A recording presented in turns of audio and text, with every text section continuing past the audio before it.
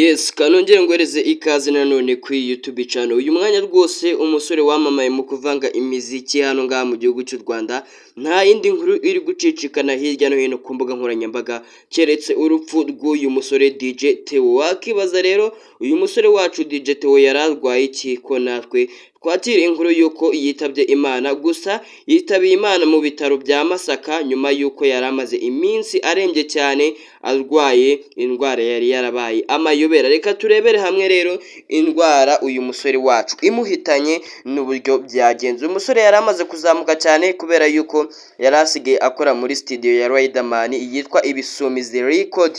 Urumva yuko rwose ni umusore wari umaze kuzamuka cyane azwiho mu gucanga imiziki, yewe uyu musore nawe yakoraga uwo bita Mico the Best iyo yabaga agiye guperforminga, ndetse n'uyu Riderman uyu musore DJ Theo niwe yabaga arimo ubavangira imiziki. Mbere na mbere nimba ari ubwa mbere ugeze kuri YouTube channel ya Rwandan Future, reka manze ngusabe ukanza subscribe kugira ngo tujye tubana mu biganiro bigiye bitandukanye.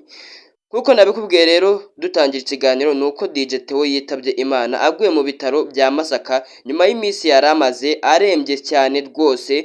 Mu gitondo cyo kuyu wa 21 Mutarama 2025 nibwo DJ Theo yitabye Imana nyuma y'amasaha make rwose yari ashize agejejwe mu bitaro bya Masaka.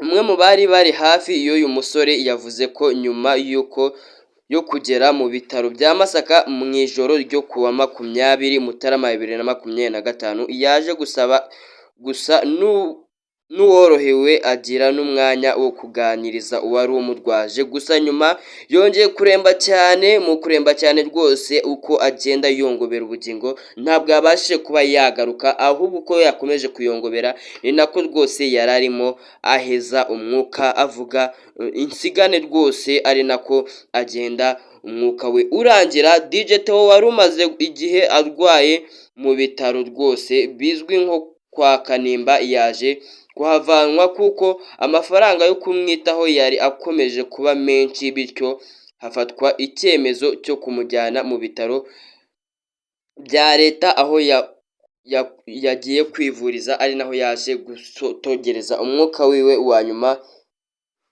niho yaje kujyanwa kuvurizwa. Bityo ngicyo rwose ubwo yahagezwaga byaje gusa nkaho yorohewe, kandi uko agenda yoroherwa rwose aganiriza n'uwo bari kumwe, gusa nyuma yo kumuganiriza nibwo yaje rwose gusohora umwuka wa nyuma rwose uza insigane, agenda aremba kurushaho, biza kuba ngombwa yuko anitaba Imana. Uretse kuba yaracurangiye abahanzi batandukanye akigisha benshi mu ba DJ bafite izina rikomeye hano ngaha mu gihugu cy'u Rwanda, DJ Theo yitabye Imana asigaye akorana n'itsinda ry'Ibisumizi Record rya Riderman. Nirwo rwose DJ Theo yari amaze iminsi ari gukora.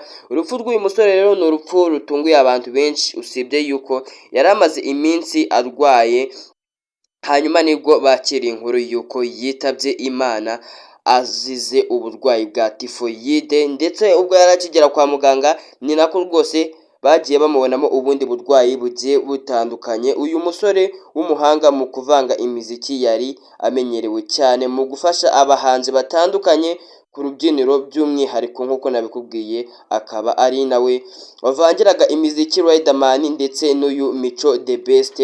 None akaba yitabye Imana ku itariki 21 z'ukwezi kwa mbere Mutarama 2025 nibwo rwose imusozi hagiye inkuru ku isaha y'isaa 5 yuko uyu musore Riderman, uyu musore DJ Theo yitabye Imana. Reka mubwire ukomeze ugira ibihe byiza rwose, dukomeza gufata umuryango w'uyu musore DJ Theo mu mugongo, tumwifuriza iruhuko ridashira.